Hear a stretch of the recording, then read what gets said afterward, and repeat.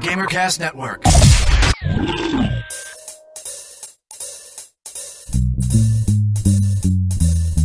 Hey.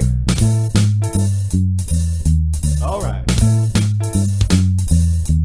It's a video game show. It's a video game show. It's not a game show about videos. It's a video game show.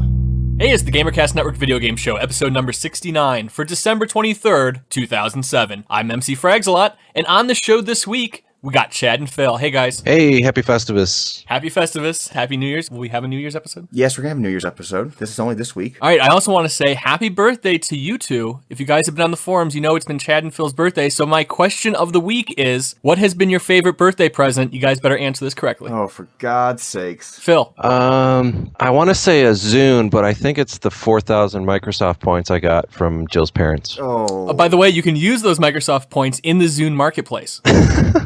Thanks, that's good to know. Well, since Tom's sitting right next to me, I'm going to have to say the Zune, but in reality, it's Call of Duty 4 for the PC. Thanks, I appreciate that. Since this is going to be a short episode this week, we basically got a bunch of stuff that never made it into any previous episodes. Hopefully it's funny stuff. Chad, is it funny? It might be. It's going to be short, so if it's not funny, you're not going to suffer for very long. Before we start rolling all the old clips, Chad, do you have some contest reminders? Yeah, we have two contests going on right now. Create the perfect MMO. The other contest is go vote on the GamerCast Network Video Game Awards in the GamerCast Network forums. For each contest, we're giving away a Hellgate London and Crysis EA Store download code for the full game. If I wanted to enter the MMO contest, how do I submit my suggestion? Either send it to us via Skype at Video Game Show, send it to the mailbag at videogameshow.org, or leave it on our voicemail at 320-300-GAME. That is a standard long-distance call, and all normal fees apply. All right, guys, Merry Christmas, and here's the clip show. Next topic. Episode 24. It's not really video game related, it was just funny. Well, tell it anyway, because you got... It's a guy in a bear suit. There's this guy named Troy. He's a Canadian obsessed with grizzly bears because... Well, when he was 20 years old, he was attacked by a grizzly bear, and he survived the attack. And now he loves them and wants to be their best friend. Come here, He bear. wants to Hey, permit buddy. video gaming to the bear community. Hey, bear. Be my buddy, bear. Hey, bear. That is the jolliest accent ever. All right, bear. Yeah, that's fun, bear. You're my buddy, bear. Want to play hockey, bear? After he recovered from his attack, he went to college and became a natural science program. And part of the program, he wanted to go study grizzly bears. He wanted to get real close to them, like within touching distance. Like in their mouths again? He wanted to study them. He wanted to get as much information as he could, so he started developing protective suits. His inspiration for the protective suit was one day he was in his dorm room watching RoboCop. And a bear broke in and attacked him. He was watching RoboCop and said, "Hey, we could build a very protective suit of armor." Hey, Mike, put this thing on. Come with me. Here's a jar of honey. All right. Now, the armor's on there. You're going to be fine. No, cardboard has been proven many times to work against bears. Okay, he started developing what's called the Ursus body armor. Over 15 years, he's been building these things. And the real funny thing is how he tested these suits, because grizzly bears are very, very strong. So to test these suits, he would have grad students hit him with bats, hit him with cars. Jesus Christ! Hang on, let me grab the YouTube video right here of the Ursus bear. I think I've actually seen this before. Doesn't he get hit with a truck, too? They just run into him with a truck at like 30 miles an hour? Yeah. I mean, that's great and everything. I just don't understand how he doesn't, like, just twist his leg off. I mean, I don't care how much padding you got. You can still, like, rip your joints. I got it. Dude, he does look like Halo. The thing is, he started developing so many of these protective suits. He got so into it, he wanted to sell one to he needs money. So he wanted to start selling his idea to the army and build them protective suits. He developed what's known as the Project Trojan, and it basically is an exoskeleton battle suit that's bullet resistant. It has like heartbeat monitors, communications devices, networking systems, and all that kind of stuff. But is it extra thin for your pleasure? Yes, it is. It's on eBay for $30,000. And that's a small price to pay to be able to survive getting hit by a truck. If you look at the suit, people have dubbed it the Halo suit, not because of the way it looks, but because of the idea in that you're wearing a body armor like the Master Chief. I can't wait till the guy who wins this takes this in an AK-47 and just like robs banks. I was like, man, this works awesome. I'm unstoppable. Next topic.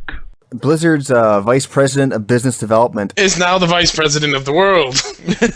Yes. I see much wringing of hands. he basically made this statement saying, here's the statement. We're rich, bitch. End statement. Next topic. Episode 49.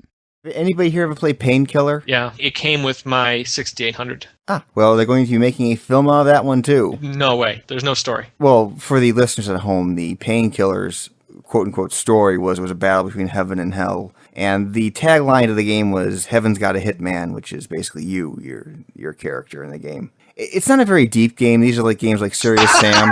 It's not a very deep game. You don't expect these to be large budget movies or anything that's not going to be released straight to DVD. I'm just saying they will be made for some amount of money, probably not exceeding $10,000. By those fine people who bring you all those great sci-fi films like Transmorphers, those kind of Yeah, that's right. Made in a course of 3.5 days. Although the company that actually owns the rights to Painkiller now, the name of their company is Guy Walks Into a Bar. You wouldn't imagine how many times I had to reread that press release trying to understand Guy Walks Into a Bar. Why don't they ever finish the joke? What? Oh, okay, I see. Very few video game movies have actually been worth seeing. But the only one that I can think of, I actually enjoyed the movies extremely muchly. That was based on the video game is probably the Resident Evil movies. Although they're not high cinema, I enjoyed them a lot. Let me tell you about a game I love a lot, which is called Wing Commander. Let me tell you about a really crappy film. Oh, but didn't it have the guy from Friends in it? Wing Commander? No, it had Freddie Prinze Jr. It had... Yeah, he's in Friends. He might as well be in Friends. Do you know how bad of a movie Wing Commander was? Matthew Lillard was in it. It doesn't matter who's in it. It matters how bad it was. It was the worst film I've ever seen in my... One of the worst I've ever seen in my life. That's saying a lot. Right, Tom? He likes bad movies. What was... Lost in Space, that's what it was. Matt LeBlanc guy. Joey from Friends. He was in Lost in Space. Do you know the second worst film I've ever seen in my life? It's called Lost in Space. Yeah. Yeah, I never saw the Wing Commander movie, mainly because I knew it was going to suck. And then it also had Freddie Prinze Jr. Yes, it did. But his dad killed himself, so we have to feel sorry for him. Whose dad killed himself? Freddie Prinze killed himself. He did? Yes. Yeah. Oh. He's dead to us. He's dead to most, actually. Yeah, he's dead to all people, actually. Next topic. Episode 51. They're opposing factions. They're going to have like 4 or 5 factions. Uh-oh. Did we just lose Keith? Keith just dropped. Right after he screamed, he dropped. It's like, oh no. My beer all over the computer. Oh, plink. I lost control of my bowels. Oh. Oh, my bowels. Oh. He probably hit the reset button on his keyboard. Dumbest place ever for a button, by the way. I've seen keyboards that have like a sleep mode button right on the keyboard, like right next to the calculator button. It's like, oh, need to do some I just shut down my computer. That's cool. That's cool, because that's what I wanted. I'm just writing some bills, just wanted to find out what 493 minus 262 is, and well, now I can't do anything because I shut my computer down. Yeah. Good times. Yeah, I've got a Dell keyboard, and it's got one of those like little half moon. It's between the F12 and the print screen. Yeah, I disable that key. Yeah, but I don't have a Dell PC anymore, so I don't think it works. And I think it does. If I'm not mistaken, those kinds of keys are like universal. Try it. I'm really willing to try right now. Yeah, let me know what happens. Let's keep rolling on here. Okay, so this game is going to... Oh, there we hang on. I think he's back now.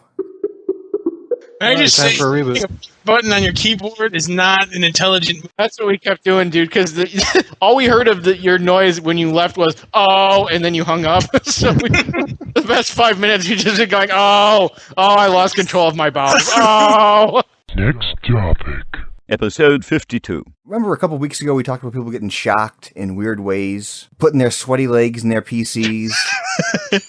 So we have a 14-year-old young lad from Brevard, North Carolina. He owns an Xbox 360. It sounds like his started suffering from the old, Red Ring of Death. He'd start playing it for like a little bit, and like 5 minutes later it would stop. It would freeze up, lock up on him. So he decided to take a page from the water cooling PC guys. Oh no. Well, hang on. Well, first off, people probably hear water cooling PC and they probably don't know exactly what that means. It's not putting water on your PC. Doesn't mean submerging your PC in water. No. I got this here bucket. I'm gonna put it in this bucket. Instead of hooking a fan up or a heatsink, a big piece of metal to your CPU, you hook up these tubes that just pump cool water through it, and by that process, it transfers the heat faster away from the CPU than a fan or a normal heatsink would. And actually, no water ever touches the CPU, because God knows if that ever happened, you'd be out of things. Well, Chad, let's find out what happens. I'll tell you what he did. His Xbox was turning off every once in a while. He had heard of this whole issue with the, overheating power supplies. So he decided to water cool his power supply. Now, he was kind of smart. He wrapped it in plastic and taped it, and then he put it in a pan of water. So when his mother found him... Something went wrong if you're found. He was trying to cook dinner when all of a sudden the lights in the entire house went out. He didn't die. He survived. But he's not very happy about the whole experience.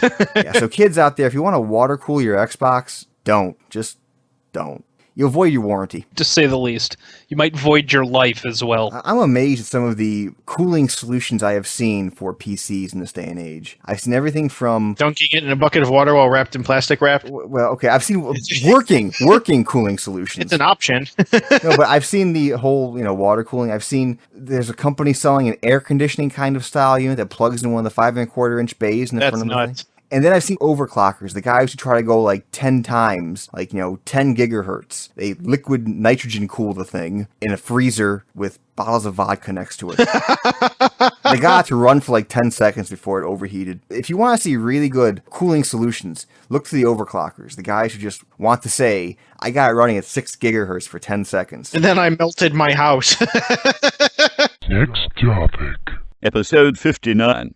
Speaking of bugs, I found out how to dupe items in Oblivion. I did it by accident, but I figured it out. If you pull out your bow and you draw back your bow, and then you select the arrows twice, and then if you drop something, it dupes it. I was shooting at a troll, my thumb hit the B button, and then I pressed A twice because I was going to run up and loot the corpse. And it was on the arrow. And then Sue called me for something. I put down the controller. I walked over there. I helped her. I went back. I always press X to back out and never pressing B. When I went back to the thing, I shot my arrow and then 32 apples fell on the floor. And I was just like, oh, Jesus, what the hell just happened? So then I just started playing around trying to recreate everything I just did to figure out what I just did. And lo and behold, if you draw back the arrow, select your arrows twice, you go, then whatever you throw on the floor, when you exit back out, you will dupe. Wow, that was a strange set of circumstances that happened upon that duping bug. I like it. You're like the poster boy for science, because something happens on accident, and then I try to recreate it for something useful. Yay! I invented. So now my alchemy is maxed. I was just like, ooh, I need feather potions and luck potions.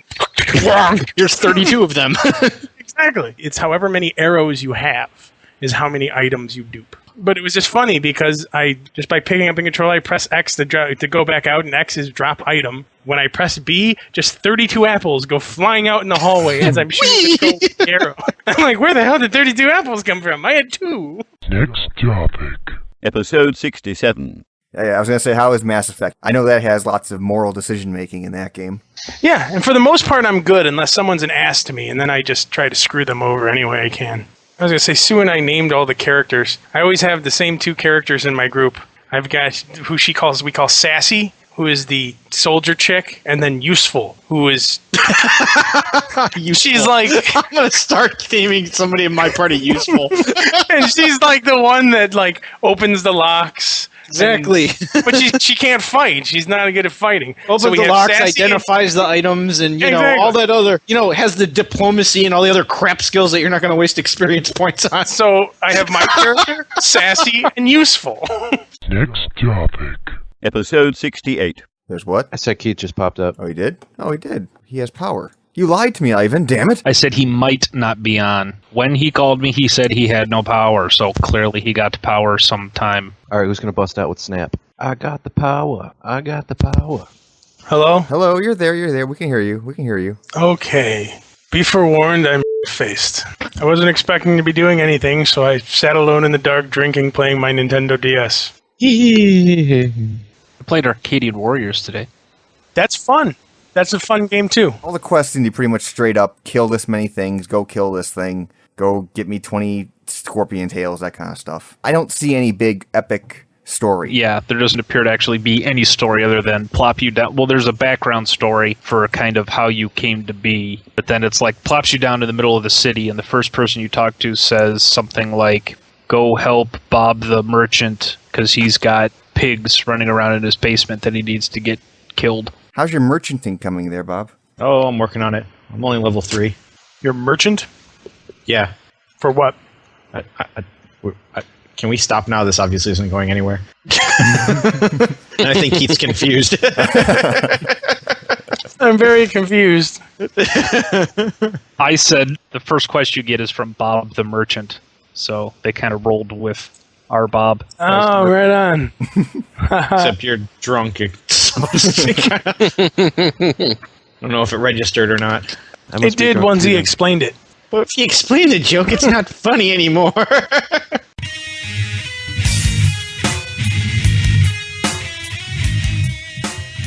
This is the holidays. We must give shattered dream pies and ham sandwiches to the world. I want to give a Shattered Dream Pie to the guy that I ended up winning the board game Mall of Horror from. We had the GCN get-together on Friday the 21st. Of course, I ordered it and paid for it, and it was, confirmed that the transaction went through the Saturday before. Well, come party time, the game never came, and it didn't eventually show up until the Saturday, day after the party. So, Shattered Dream Pie for me and that guy. I do want to give a ham sandwich out to Duff and Itaten, our forum moderators, for showing up at the the second annual GCN holiday party. And we have pictures on the forum. So if you go to gamercastnetwork.com/forums, you'll see pictures of the crew and everyone playing Guitar Hero, I think sitting around on a couch. Very exciting. Alrighty. We'll talk to you guys later. Merry Christmas, everybody. Why do people listen to us, by the way? Have you ever figured that out? At this point, I think people just listen out of habit. Scary. People have been there from the beginning. They won't unsubscribe. Bless their hearts. But the scary thing is, listenership's gone up over the past couple weeks. That's because it's Zune. Baby, we're on Zune now. That's the big time. That's the big leagues. That's right, we are all over the Zune. What are you looking at me like that for? See, I got nothing to add. That's why I'm not witty in that one. There's nothing witty I can say to that. I know if Bob was here, Yeah, if Bob was here, we'd be good on that. We'd be all over that. Oh God, this is why you and I can never do a show, because you know what? If It'd we be like did, this. it would have to be like the Charlie Rose show. It'd have to be deadpan, serious questions, interview style on someone. I wouldn't even listen to that